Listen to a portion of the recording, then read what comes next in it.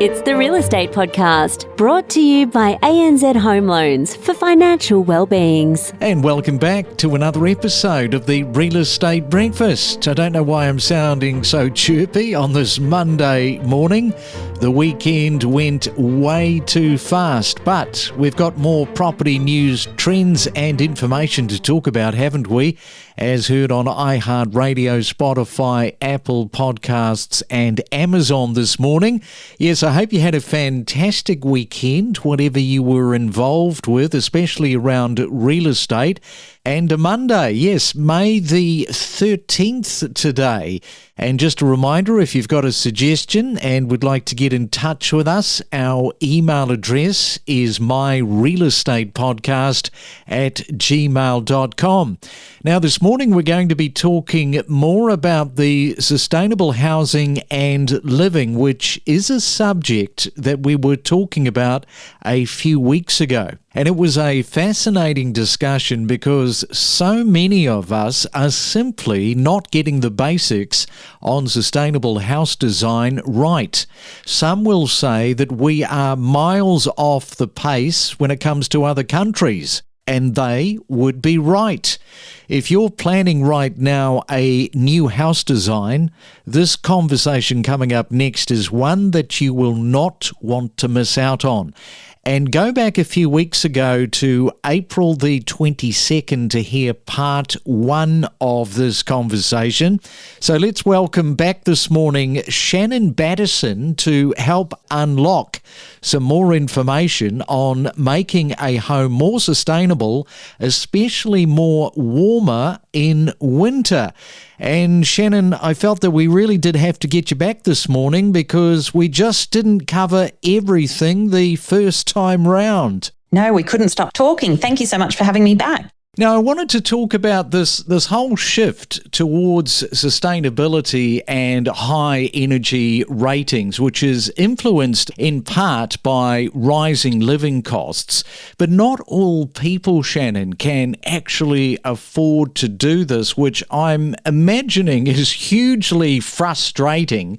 I get that, but the household income, it can only stretch so far. Yeah, I think it's a really big issue for us to deal with as a society. I think one of the things that I get really frustrated with, I do a lot of advocacy to government about increasing the support for sustainable design measures in our homes. And one of the things that I find really, really frustrating and difficult for myself to wrap my head around is that we often try and save money and build in the most kind of economic way we can our housing for our most vulnerable. So if we look at our social housing and our affordable housing, we're often trying to build that in the cheapest way possible. And yet what that means is that we're putting the people who can least afford the health complications of getting sick within your home, or huge energy bills at a time when our energy bills are just increasing and increasing. We're putting that cost onto the people who can least afford it. When it comes to the rest of us, though, I do think that what we need is a government that really embraces the fact that these changes have to happen. And so we need more government support, I think, for us to actually ensure that everybody who's building a new house or everybody who's renovating an older house has access to some of the really basic sustainability measures that will make such a huge difference to all of us as a society and how much energy we use keeping our towns and cities going. Yeah, it's one of those ones politically. They want to get in behind it, but of course there is all this cost factor if there are rebates, if there are incentives to do it. And on that note, let's just take a look at different jurisdictions because there are different things that are on offer. Absolutely. I think I'm based in the ACT, and the ACT government has famously been quite proactive when it comes to sustainability. And so you notice in the ACT that we have a lot of rebates for switching over to electric vehicles, for example. And we also have a lot of rebates available for people who are living in old Canberra houses, which are famously uncomfortable in our climate, to make changes to use less electricity. So they've had support to switch over from the old halogen lighting to LED lighting. We've had rebates to help increase insulation levels in our older houses. And there are rebates available, of course, for the provision of solar panels on rooftops. I live in a suburb where it's a new suburb, and actually solar panels on the roof of your house were mandatory, and you had to pay for them as part of paying for your block in order to build.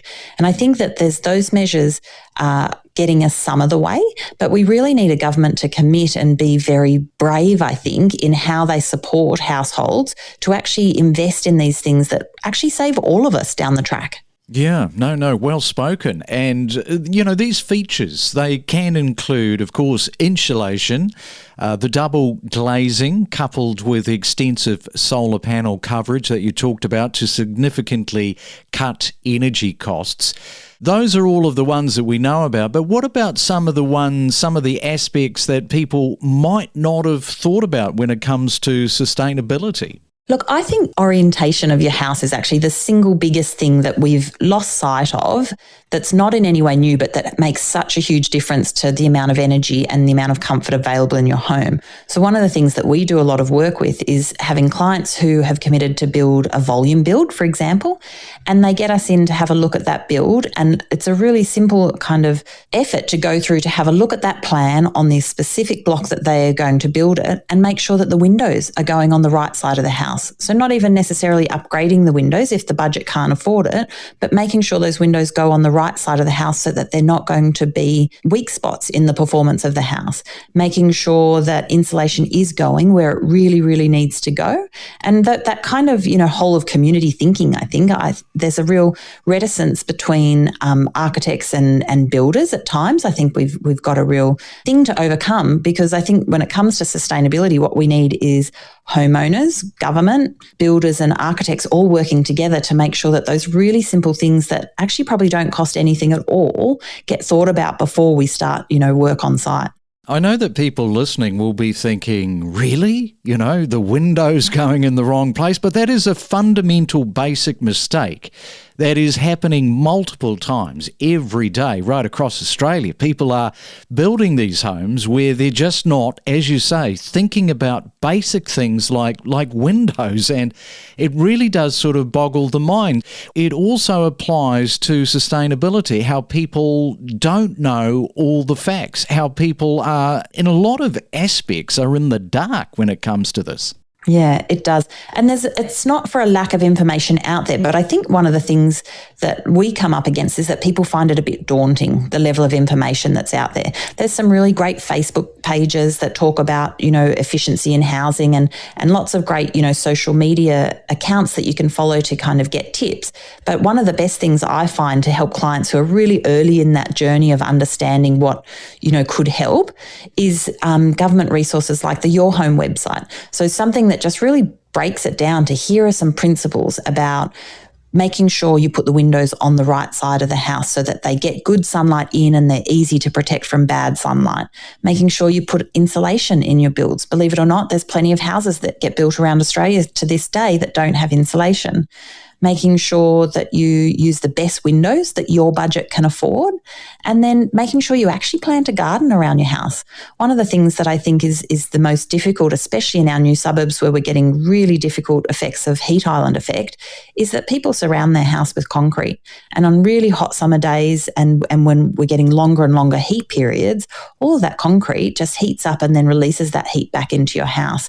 And the good old-fashioned idea of having garden beds, a little bit of grass maybe, but most importantly, some deciduous trees will make such a huge difference to how well your house performs, and also make it a much nicer space to be in and look out into a garden. Yeah, and with that niceness, talking about just how nice the sustainable house can be, I think the other aspect is that people might not just realise how comfortable and nice it can be to live in. I think it's the easiest thing to mistake. I think I'd been running my own practice for probably 6 or 7 years before I lived in a house that I had designed specifically for myself and my family.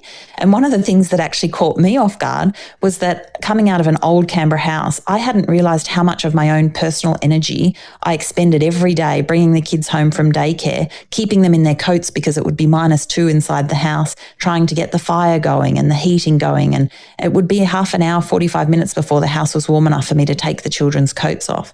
And I remember the first day coming home on a really cold, blustery winter's day into our very small, really beautiful, high-performing house, opening the door and realising that the house was already sitting at 21 degrees because it had been quite sunny. And there was nothing I had to do other than, start our evening. And that level of, relaxation and care and comfort really makes just monumentally huge difference. And it can be really difficult to appreciate that until you've had the opportunity to experience it. I'm just thinking on the fly, I don't know what it's called. So when you do a traditional build, they call it sticks and fluff. And then there's these panels that they can build. What is that called again? Do you mean SIPS panels, the structurally insulated panels? Yes, exactly. Yeah, because exactly what you were just saying in terms of you come home and it's just so warm. I remember seeing a video, this is only last year, and somebody was just drawing the comparison with the SIPS build compared to what they had before, and it was a completely different sort of lifestyle. Yeah, it is. It's a huge change. And it, even for somebody like myself who does it for a living and spends my life convincing clients to try and do that little bit better every time, I hadn't appreciated just what it felt like to walk in the door and be instantly kind of relaxed, and that feeling of being at home and being able to just unwind from the get-go. I mean, it's immeasurable, and it just makes such a huge difference to people's lives. And just how busy are you at the moment with your practice with sustainable builds? I mean, is it something that year on year you're noticing it's growing in your business? Absolutely. I think one of the things that we really noticed is after the Black Summer fires, we've been that firm where clients come to us because they like our projects and they get all of that sustainability built in, really without them having to kind of understand too much about it other than how to operate the house once it's built. And after the Black Summer fires, I think it became so clear in so many people's minds just how important having a house that doesn't leak constantly, and in that instance, leak, smoke in and things like that. And so we had clients for the first time ever coming to us saying, okay, can we talk about how we make a house draft proof? How do we make a house? What windows do we need to buy to make them really airtight so that when we close the windows, be it smoke outside or heat or cold, we can really, trust that it's actually going to stay enclosed inside. As horrific as they were a real learning moment for us, I think, as a country about just how volatile our environment is and how much better we can do with our houses.